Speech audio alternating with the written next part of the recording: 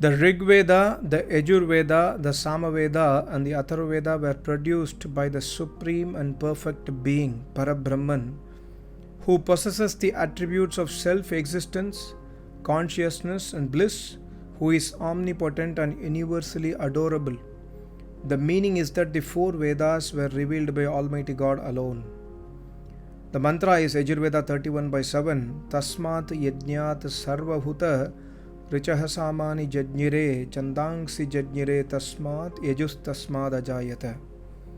In this mantra, the verbs jajnire and ajayata, both meaning produced, are used to show that the Vedas contain numerous sciences. Similarly, the pronoun tasmat means from that Almighty God is used twice for the purpose of laying stress on the fact that God alone is the author of the Vedas. The Vedas contain various meters such as Gayatri, but notwithstanding this, the word Chandansi meters is used to indicate that the Atharva Veda was also revealed by Almighty God. The word Yajna means Yajno by Vishnu according to Shatpatha, where it is said, verily Vishnu is Yajna. Now Vishnu means Almighty God. See Yajurveda 5/15 also. The attribute of creating the universe can be applicable to God alone. He is called Vishnu because he pervades the animate and inanimate world. Vishnu means omnipresent. Tell me, who is that divine being, the Almighty and the Supreme Brahman, by whom was produced the Rig Veda, by whom was brought to the light the Yajurveda, and by whom were made the Samaveda and Atharva Veda, asks Atharvaveda mantra. The answer to this is given, know thou that being is the Skamba, that Skamba is the all-sustaining Almighty God. The meaning is that no other Devata than the all-sustaining Almighty God is the author of the Vedas. Yajnavalkya, addressing his wife Maitreyi, employs the words to the following effect. O Maitreyi, the four Vedas, the Rig and the others came out of Almighty God who transcends even the space easily and naturally like the breath. As the breath comes out of the body and is again taken into it, so the Vedas are revealed by Almighty God and are again withdrawn at the time of dissolution.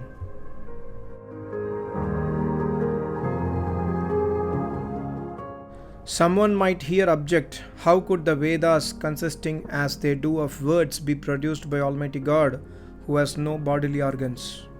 Our reply to this is that such an objection cannot be raised in connection with Almighty God. He has always the power of acting without the help of such instruments as the mouth, the breath, etc.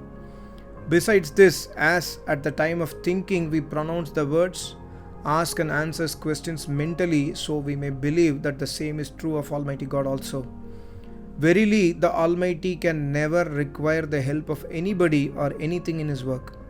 It is true, we cannot do anything without the aids and helps, but such is not the case with the Almighty God. When the incorporeal God has fashioned the entire cosmos, what objection can possibly be raised to His having made the Vedas? God has created extremely wonderful objects in this world whose composition is as fine as that of the Vedas. The objector may retort that the analogy is not true because, in the case of the creation of the world, no one except God could have done it, but in the case of the Vedas, men might have had the power to compose them just as they have got the power to write other books. As to this, we have to observe that men have been able to write books after the study of the Vedas of divine authorship and not otherwise. Even now we see that no one can become learned without self-study and receiving instructions from others. Men acquire knowledge by reading books, receiving oral instructions from others, and observing the course of events. Suppose you were able to keep a human child up to his death in a lonely place, taking care, of course, to provide him food and drink, but never holding the slightest intercourse with him by means of speech. Now, as that child would not acquire the smallest knowledge worth the name, and as the wild dwellers of the greatest forest behave like beasts until they receive instruction from others, so these men too would have continued to behave like beasts from the beginning of the creation to the present day, if they had not received instructions through the Vedas? What to say then of their composing books?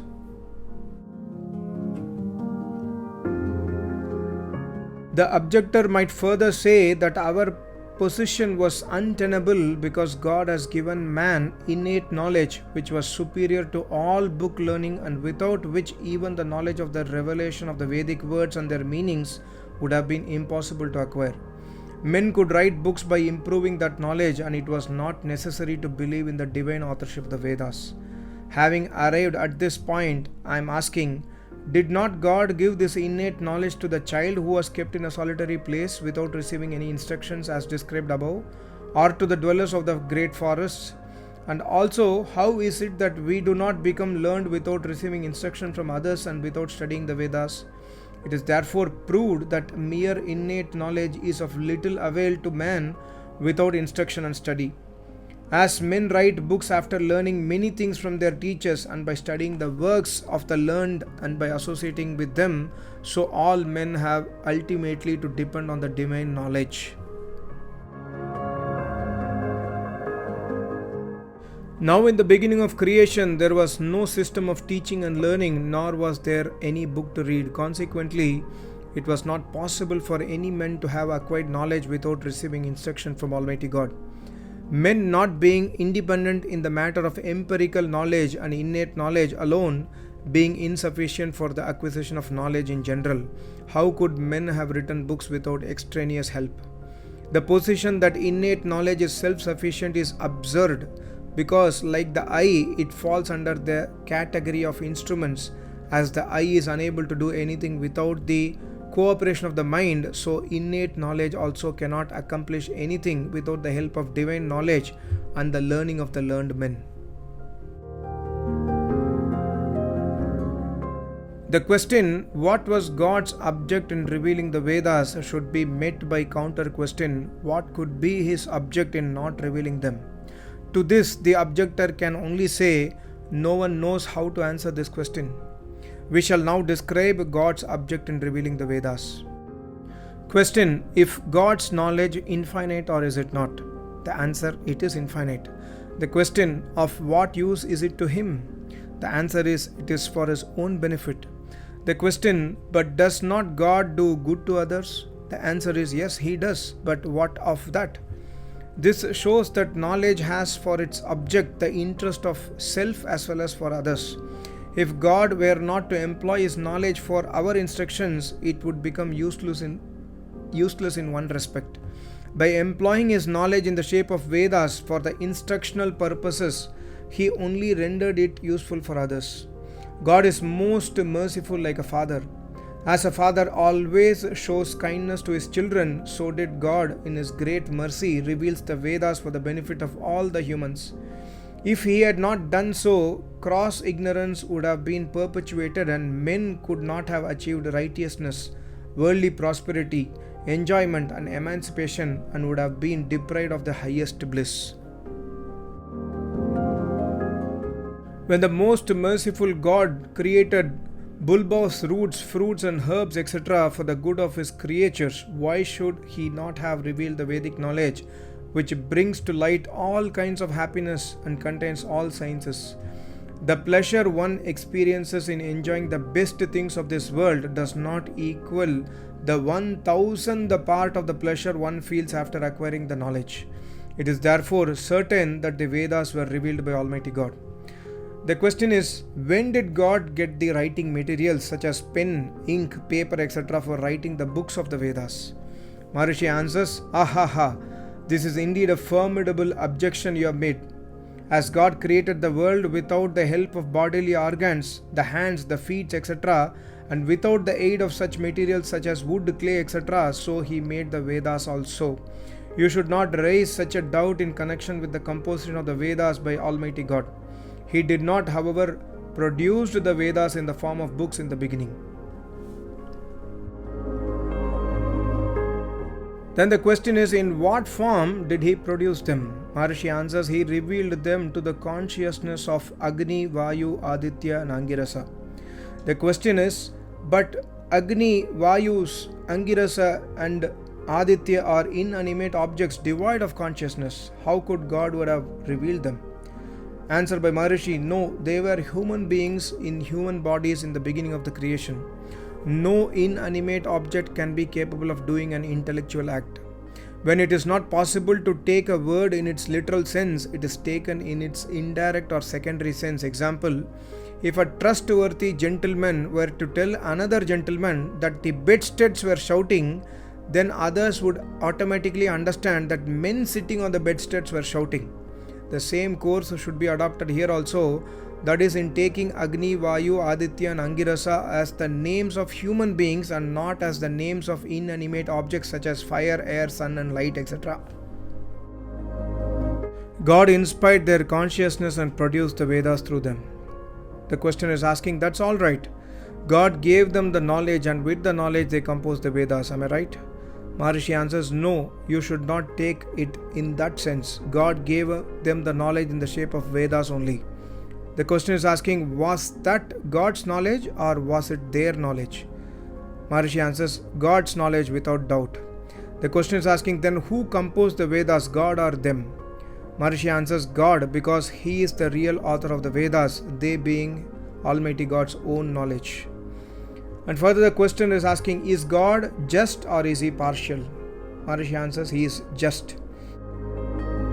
Why then did he reveal the Vedas to the minds of 4 men only and why not to all the people minds? Maharishi answers, this does not make God partial in the least. On the contrary, it brings into clear light the justice of the just God. Justice means to award one fruits according to one's actions. The 4 rishis, Agni, Vayu, etc., possessed previous merit, and it was but proper that the Vedas should have been revealed to their minds only.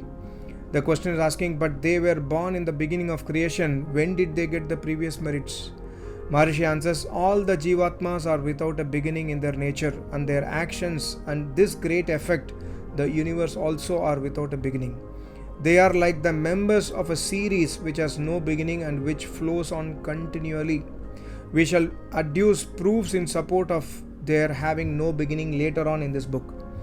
The question is asking, were the meters such as Gayatri and other Chandas also composed by Almighty God? Maharishi answers, yes. Whence arose this doubt for you? God knows all the sciences and he has therefore knowledge requisite for composing the meters such as Gayatri and others. This doubt is consequently groundless. Finally, the questioner says, does not the tradition say that the Vedas were composed by the 4-faced Brahma? Maharishi answers, don't say so ever. Tradition is included in the proof called oral testimony, which has been defined by Gautamacharya in the Nyaya Sutra as the saying of a trustworthy person called as Apta. The commentary of Vatsayana on the above aphorism is to the following effect. An Apta is he who has realized the truth about a thing and who, actuated by a desire to instruct others, represents to them the facts exactly as they have fallen under his own observation. Apti is the realization of the truth about a thing and a person who possesses it is called as Apta. That tradition alone is therefore authoritative, which is true and not that which is false. Consequently, the tradition is atheia and worthy of acceptance, which stands the tests of truth and is saying of trustworthy person, and not that which is false and unworthy of credit like the ravings of a madman. The saying that Vedas were composed by Vyasa or the other rishis is totally false. The modern Puranas and the Tantric books which contain such stories are worthless and of no use whatsoever. What a beautiful reply. I hope you understood the basics. Thank you so much. Namaste. Om.